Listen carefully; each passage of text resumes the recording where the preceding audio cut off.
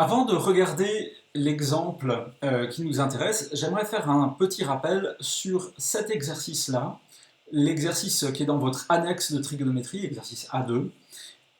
Et on nous donnait dans cet exercice quelques valeurs, quelques rapports trigonométriques, et il fallait trouver l'angle qui correspondait à ce rapport trigonométrique. Alors, les angles qu'on considère étaient toujours entre 0 et 360 degrés.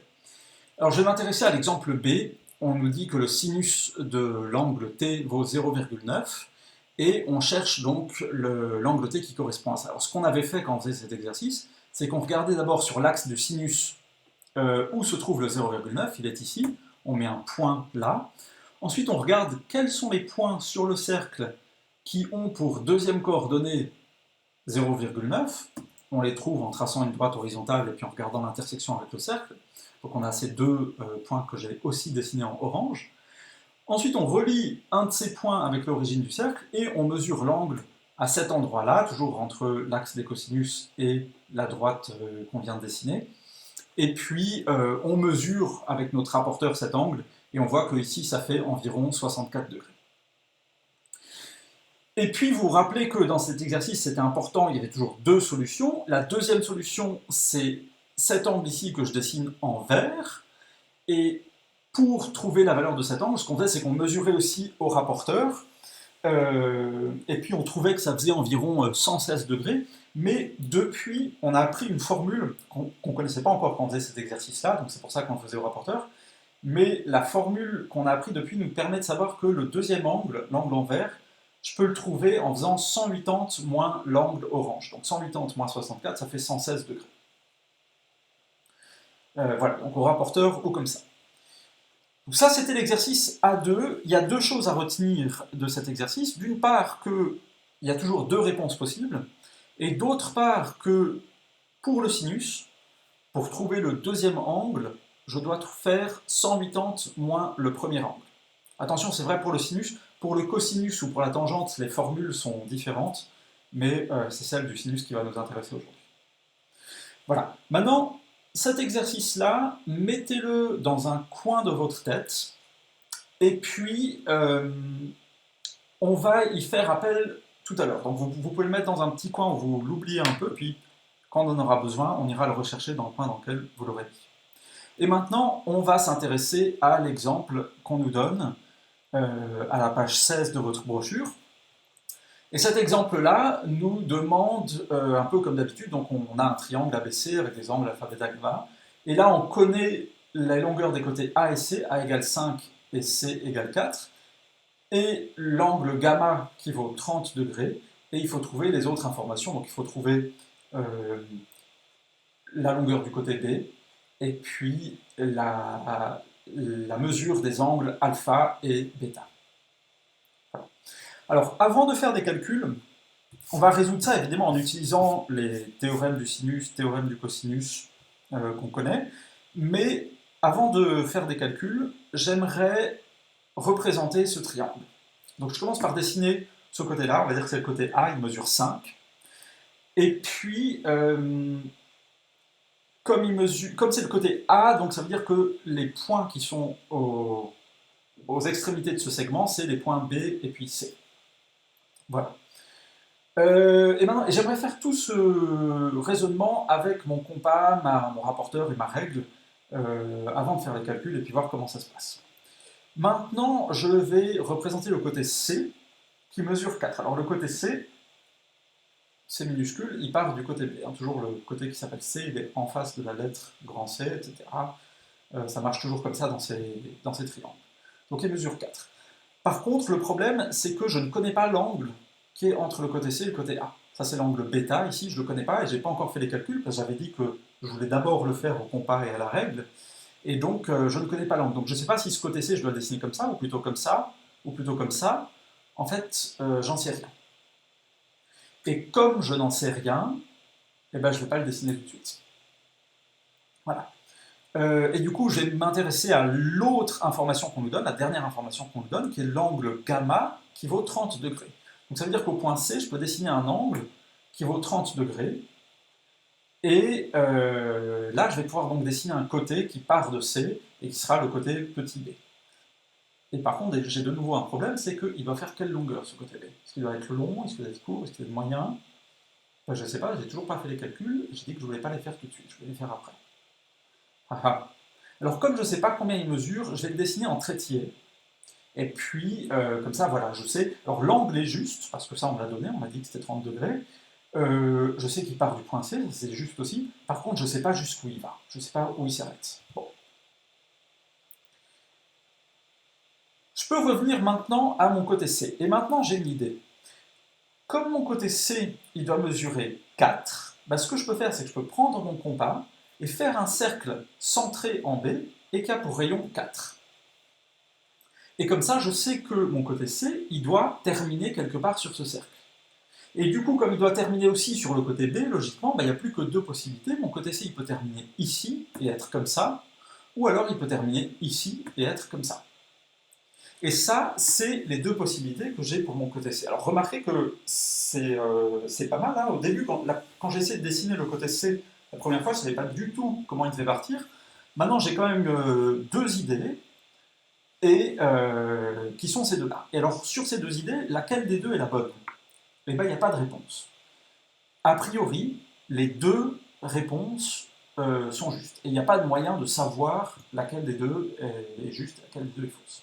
Et comme les deux réponses sont justes, ben on va considérer les deux réponses. Alors, on peut se demander maintenant où est le point A. Ben, il y a deux possibilités. Soit il est là-haut, ici, et on va dire que ça c'est le point A1, soit il est ici en bas, et on va dire que ça c'est le point A2. Et puis on va nettoyer un peu le dessin, on va effacer le cercle qui ne nous sert plus à rien maintenant, il était très utile tout à l'heure, maintenant c'est fini.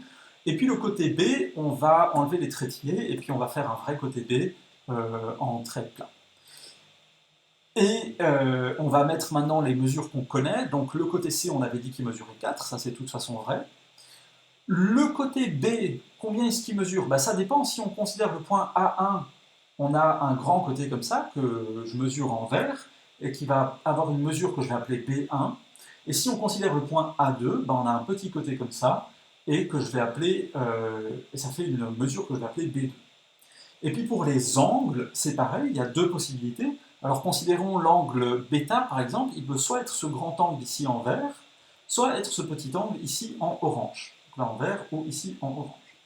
Et puis pour l'angle alpha, bah c'est pareil, il y a soit cet angle ici en vert, si A est ici, soit cet angle ici en orange, si A est là.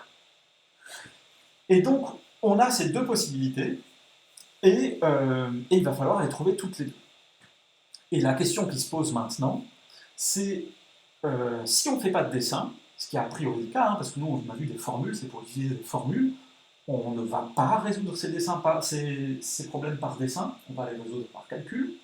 Et à quel moment dans les calculs est-ce qu'on va voir, ah mais en fait, là il y a deux solutions.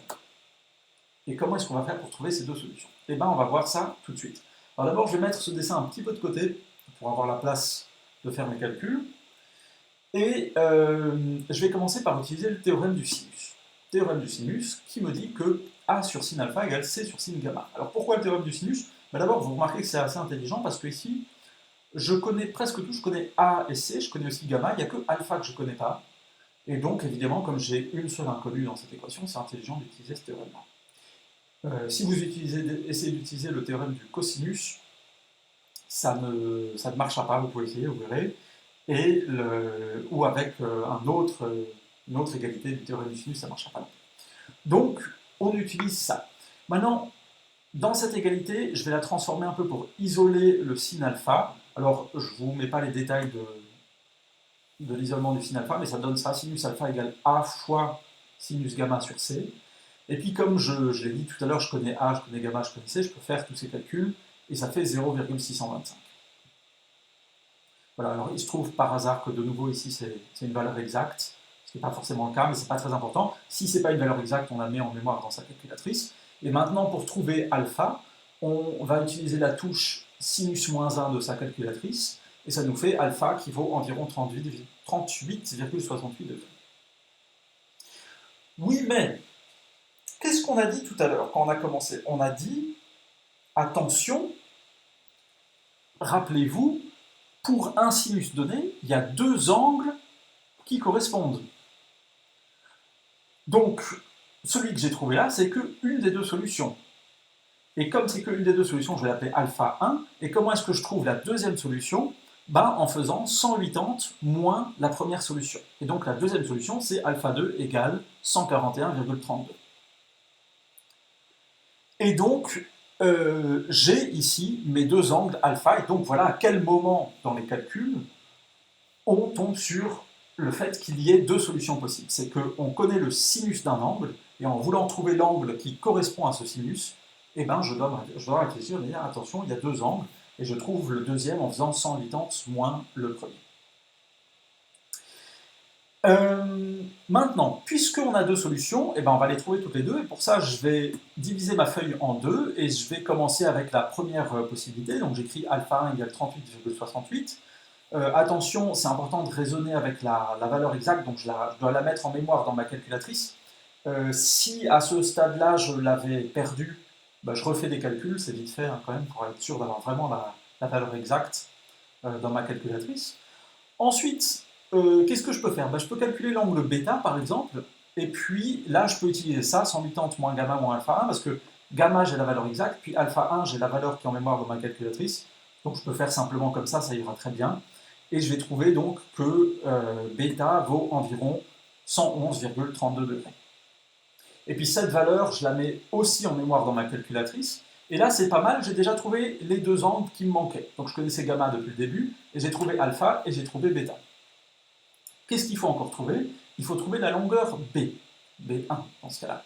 Et pour trouver B1, je vais de nouveau utiliser le théorème du sinus, et je vais isoler B1, et je fais le calcul comme ça, et alors je connais gamma, je connais bêta 1 qui est en mémoire dans ma calculatrice, et donc je fais le calcul, et ça vaut environ 7,45. Et vous remarquerez que cette fois, il y a une seule possibilité. Pourquoi? Parce que 7,45, ce n'est pas un sinus. B1, en fait, c'est une longueur, et dans ce cas-là, il n'y a pas de doute sur la valeur. Il n'y a qu'une seule valeur possible. Je peux entourer ces résultats. Ça, c'est les résultats qui correspondent à un des deux triangles. Ça correspond en l'occurrence au triangle qui est plutôt en vert ici, donc avec le grand B1 et les angles indiqués en vert. Et puis, je vais refaire tous ces calculs, les mêmes calculs pour la deuxième possibilité, donc alpha 2 égale 141,32 degrés. De nouveau, je mets ça en mémoire dans ma calculatrice. Et de nouveau, au cas où si j'avais perdu cette valeur, je refais les calculs pour être sûr d'avoir vraiment la bonne valeur dans ma calculatrice. Et ensuite, je calcule bêta 2 comme tout à l'heure, ça fait bêta 2 égale environ 8,68. J'utilise de nouveau le théorème du sinus pour trouver B2, et ça fait B2 égale 1,21, et je peux encadrer tous ces résultats. Et j'ai trouvé comme ça la deuxième solution. La question qu'on peut se poser maintenant, c'est pourquoi est-ce que dans cet exemple, on a trouvé deux solutions, alors que dans les exemples qu'on avait faits précédemment, on n'avait qu'une seule solution? Ou est-ce que dans les exemples précédents, il y avait aussi deux solutions, mais qu'on n'a pas dit? Alors déjà, la réponse est non, dans les exemples précédents, il n'y avait qu'une seule solution, rassurez-vous. C'est que dans cet exemple-là, qu'il y a deux solutions. Et, parmi les exemples qu'on a vus en tout cas. Et comment ça se fait et d'où vient le problème? Comment est-ce qu'on peut expliquer ça algébriquement? Alors, l'explication, elle vient du sinus, ici. On l'a mentionné d'ailleurs, comme je connais le sinus de alpha, pour trouver alpha, il va y avoir deux angles qui correspondent. Hein, donc c'est à ce moment-là qu'il y a le problème. Alors si on regarde peut-être le cercle trigonométrique, on avait dit tout à l'heure, on avait mentionné, on connaît le sinus, et pour un sinus donné, il y a deux angles qui correspondent, et il faut le savoir, et il faut considérer les deux possibilités. Et là, vous vous demanderez peut-être, oui mais bon, si on utilise par exemple le théorème du cosinus, On pourrait avoir le même problème avec le cosinus. Et la réponse est non, pourquoi? Regardons.